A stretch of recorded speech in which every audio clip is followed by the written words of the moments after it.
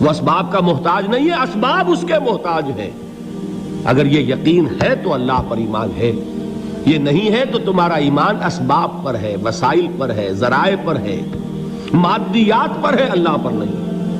اس وقت کہاں راستہ تھا؟ کوئی راستہ تھا؟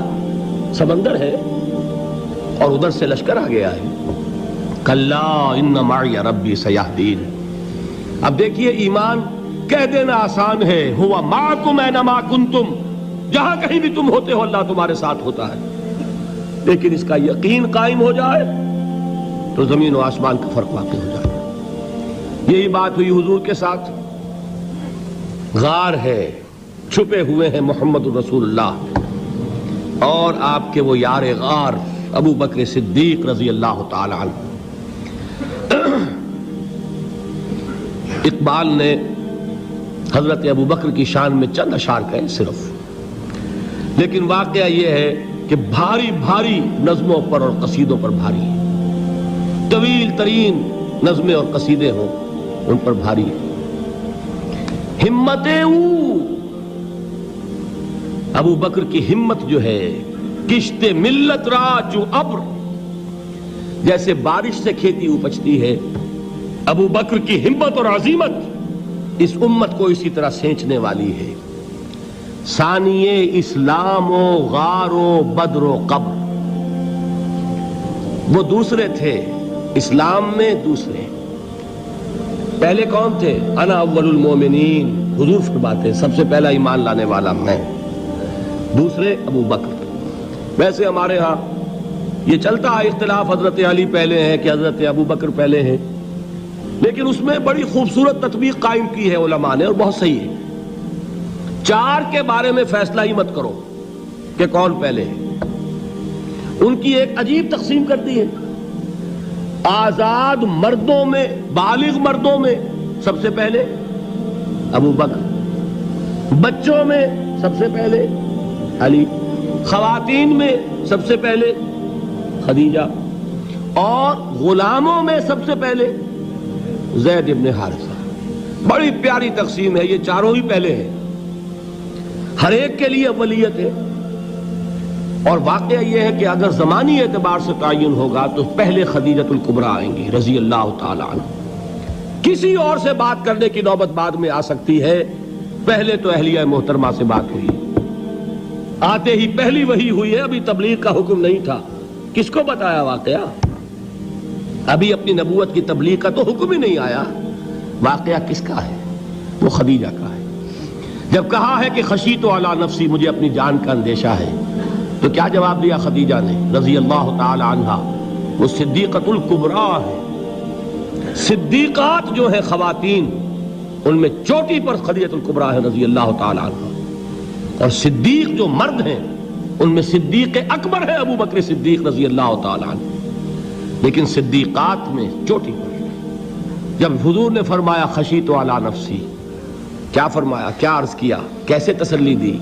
نہیں نہیں، اللہ آپ کو ضائع نہیں کرے گا، آپ غریبوں کے ہمدرد ہیں، آپ مساکین کے تکالیف رفع کرنے والے ہیں، آپ بیواؤں کی سرپرستی کرتے ہیں، آپ مسافروں کی خدمت کرتے ہیں، اللہ آپ کو ضائع نہیں کرے گا۔ یہ یقین ہے اس خاتون کے اندر۔ خیر وہ ایک علیحدہ بات ہو جائے گی۔ میرے دل پر حضرت خدیجہ رضی اللہ تعالیٰ عنہ کی شخصیت کا بڑا گہرا نقش ہے، جو وہ کوئی اور ہی وقت اور موقع ہوا تو بیان ہوگا۔ بہرحال اقبال نے ایک مصرے میں جو چار اولیتیں جمع کر دی ہیں، ہمتیں او کشت امت را چو ابر، ثانی اسلام و غار و بدر و قبر۔ اسلام میں حضور کے بعد پہلے کون؟ ابو بکر۔ غار میں حضور کے ساتھ کون؟ ابو بکر۔ بدر کی رات اللہ کا رسول سر بسجود، وہ جھاڑ، وہ گھاس پھوس کی جو جھوپڑی بنائی گئی تھی، اور وہاں تلوار ننگی لے کر پہرا دینے والا کون؟ ابو بکر۔ اور اس حجرہ عائشہ میں محمد کے بعد سب سے پہلے دفن ہونے والا کون؟ ابو بکر رضی اللہ تعالی عنہ وصلی اللہ علیہ وسلم۔ وہ جو معاملہ میں سنا رہا تھا غار ثور کا، حضرت ابو بکر بھی حضور کے خیال سے لرز گئے ہیں. آپ کو یاد ہوگا کہ جا کر پہلے تمام جتنے سوراخ تھے انہیں بند کیا ہے. ایک سوراخ رہ گیا تھا جس کو بند کرنے کے لیے کوئی کپڑا نہیں تھا. وہاں اپنی ایڑی رکھی ہے. تب کہا ہے حضور سے تشریف لائیے, اور اپنے زانو پر حضور کو لٹایا ہے. اور وہاں کسی موذی جانور نے کاٹا ہے. حضور کی آنکھ لگ گئی تھی. اس وقت اس بل کے اندر جو بھی بچھو ہے کیا ہے واللہ عالم, اس نے کاٹا ہے. اس کی تکلیف کی وجہ سے ابو بکر کی آنکھوں سے آنسو ٹپک گئے. حضور کے چہرے مبارک پر پڑے ہیں تو حضور جاگے ہیں, معاملہ کیا ہے. ایڑی نہیں ہٹائی وہاں سے, مبادا وہ جانور وہاں سے نکل کر محمد الرسول اللہ کو کوئی گزن پہنچا دے. ابو بکر کی ایڑی ہے, جس طرح چاہے کھا لے, ختم کر دے, جان نکل جائے تب کوئی آنچ آئے, محمد پر تو آئے, لیکن جیتے جی نہیں. وہ ہے ابو بکر. حضور کے خیال سے اس وقت حضور نے پھر اپنا لعاب دہن لگایا ہے, اور اس سے پھر آپ کی تکلیف ختم ہوئی. جیسے خیبر میں حضرت علی کی آنکھ دکھ رہی تھی, اس کو جو شفا حاصل ہوئی ہے وہ بھی حضور کے لعاب دہن سے ہوئی.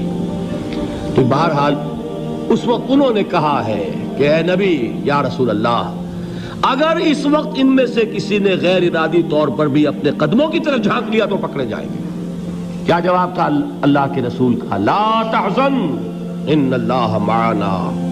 اللہ ہمارے ساتھ ہے, کیوں گھبراتے ہو ابو بکر. یہ ہے ایمان باللہ, میرا مالک اللہ, میرا رازق اللہ, میرا محافظ اللہ, میرا مددگار اللہ, میرا پشت پناہ اللہ, میرا دوست اللہ. یہ دوستی ہے اللہ کی جو لب لباب ہے, حاصل ہے ایمان کا. اسی کا نام ولایت ہے. اولیاء اللہ کے سروں پر سینگ نہیں ہوتے. جس کے دل میں ایمان راسخ ہو چکا ہو وہی اللہ کا ولی ہے. جسے اللہ پر یقین ہو چکا ہے وہی اللہ کا ولی ہے. جسے یقین ہے اللہ میرے ساتھ ہے, میرا مددگار, میرا پشت پناہ, میرا ساتھی, میرا دوست, میرا محبوب, میرا محب. اللہ اہل ایمان سے محبت کرتا ہے. واللہ یحب الصادقین. ان اللہ یحب الذین یقاتلون فی سبیلہ صفا کانہم بنیان مرصوص. اللہ محبت کرنے والا, اہل ایمان محبوب, اور اہل ایمان محبت کرنے والے اللہ محبوب. والذین آمنوا اشد حبا للہ. آپ تصور کیجئے جسے یہ رشتہ ایمان یا رشتہ ولایت حاصل ہو جائے, الا ان اولیاء اللہ لا خوف علیہم ولا هم یحزنون. آگاہ ہو جاؤ, اللہ کے دوستوں کے لیے نہ کوئی خوف ہے نہ کوئی حزن ہے. اور میں بیان کر چکا تھا, خوف اور حزن کے خاتمے ہی کا نام امن ہے. زوال خوف, زوال حزن. یہ خوف اور حزن کیوں آتے ہیں بار بار؟ اللہ تخافوا ولا تحزنوا, دونوں آ گئے. الا ان اولیاء اللہ لا خوف علیہم ولا هم یحزنون, پھر وہی دو. وہ کیوں ہے؟ خوف ہوتا ہے کسی مستقبل کی بات کا, یہ نہ ہو جائے, وہ نہ ہو جائے, یہ نقصان نہ پہنچ جائے, یہ تکلیف نہ ہو, یہ غضب نہ آ جائے. خوف ہے مستقبل سے. حزن ہے یہ کیوں ہوا, یہ نہیں ہونا چاہیے تھا, یہ میرا فلاں چیز میرے ہاتھ سے جاتی رہی ہے, فلاں موقع نکل گیا, اب بیٹھے ہوئے ہیں اندر ہی اندر کوڑ رہے ہیں, صدمہ ہے اور رنج ہے. اور جو اللہ پر ایمان رکھتا ہے وہ جانتا ہے ما اصاب من مصیبت فی الارض ولا فی انفسکم الا فی کتاب من قبل ان نبرأها ان ذلک علی اللہ یسیر لکی لا تعصوا علی ما فاتکم ولا تفرحوا بما آتاکم واللہ لا يحب كل مختال فخور. اس زمین میں یا تمہاری جانوں میں کوئی تکلیف, کوئی مصیبت نہیں آ سکتی سوائے اس کے کہ جو اللہ نے لکھ دی ہو, اس سے پہلے کہ وہ ظاہر ہو. جس کو یہ حقیقت معلوم ہو گئی اس کو یہ طرز عمل اختیار کرنا چاہیے. جو چیز چھن جائے, جاتی رہے, چھوٹ جائے, اس پر افسوس نہ کرو. کس نے چھینی؟ دوست نے. دوست کے فیصلے پر شکایت. دوستی کو بٹا لگا رہے ہو, سرے تسلیم خم ہے جو مزاج یار میں آئے. اگر دوستی ہے تو پھر تو تمہیں گردن جھکانی چاہیے کہ ہر چہ ساقی ماریخت عین الطافست, جو بھی میرا ساقی میرے پیالے میں ڈال دے اس کا کرم ہے. جو اس کی طرف سے آئے اس پر کوئی رنج نہیں, کوئی صدمہ نہیں, کوئی غم نہیں, کوئی شکایت نہیں, کوئی شکوہ نہیں. اور جو ہوگا وہ اس کے اذن کے بغیر نہیں ہوگا, اور اس کا اذن ہوگا تو یقیناً میرے لیے خیر ہی خیر ہے. چاہے وہ ناگوار شے ہو, بظاہر مجھے اچھی نہ لگ رہی ہو, میری شارٹ سائٹڈنس میں مجھے وہ نظر آ رہی ہے کہ میرے لیے بری ہے، لیکن قرآن نے کہا ہے عسیٰ ان تکرہوا شیئا وہو خیر لکم وعسیٰ ان تحبوا شیئا وہو شر لکم واللہ یعلم وانتم لا تعلمون۔ ہو سکتا ہے تم کسی چیز کو ناپسند کرو، درحال ہے کہ اسی میں تمہارا خیر ہو، اور ہو سکتا ہے تم کسی چیز کو پسند کرو، درحال ہے کہ اس میں تمہارا شر ہو۔ اللہ جانتا ہے، تم نہیں جانتے۔ جب مجھے یہ بات معلوم ہو گئی، میں نے اپنا معاملہ اللہ کے حوالے کیا۔ سپردم بے تو مایا خیش را دانی حساب کم و بیش را، اے رب جو تو چاہتا ہے وہ ہو، تیرے علم میں جو شے میرے لیے خیر ہے وہ ہو جائے، میری کوئی پسند نہیں، میری کوئی چاہت نہیں، یہ ہے راضی برضائے رب۔ اکبر الہآبادی نے اسے کہا ہے رضائے حق پہ راضی رہ، یہ حرف آرزو کیسا، خدا خالق، خدا مالک، خدا کا حکم تو کیسا۔ جب میں آ گیا بیچ میں، میری پسند، میری مرضی، میری خواہش، میری چاہت، یہی تو شرک ہے۔ ما شاء اللہ کان وما لم یشاء لم یکن، جو اللہ نے چاہا وہ ہوا، جو اس نے نہیں چاہا نہیں ہوا، اختیار اس کا ہے، میرا تو نہیں۔ رضائے حق پہ راضی رہے، یہ حرف آرزو کیسا، خدا خالق، خدا مالک، خدا کا حکم تو کیسا۔ اقبال نے اسے کہا ہے فارسی میں، اب آپ کہیں اس کا ترجمہ بھی کرو تو وہ مجھے ذرا اس وقت کچھ بہت ہی بدذوقی کسی بات نظر آئے گی۔ جائیے پوچھئے کسی سے جسے فارسی آتی ہو۔ برو کشید ز پیچا کے ہست و بود مرا، چوک دہا کے مقام رضا کشود مرا۔ مجھے تو تمام پیچ و خم سے نکال دیا اس مقام رضا نے، میں راضی برضائے رب ہوں، جو فیصلہ اس کا میں اس پر راضی۔